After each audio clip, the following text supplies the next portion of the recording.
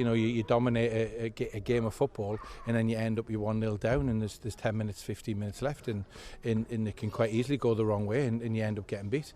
You know, but fortunately we've got the quality.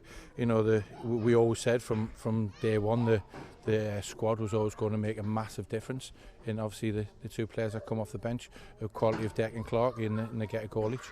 For my team, was very, very pleased how they defended until that 87 minute, but with the quality that they have, they're always going to try and find a way.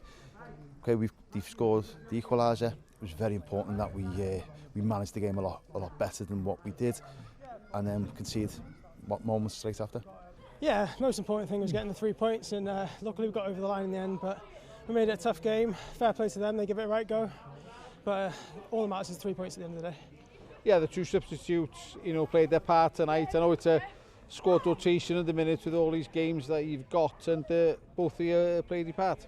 Yeah, definitely. There's a lot of games coming. I think we've got 10 in the next 33 days or something, so it's a lot of games, so there's going to be a little bit of rotation, and as long as we keep picking up points and getting wins, it's the main thing.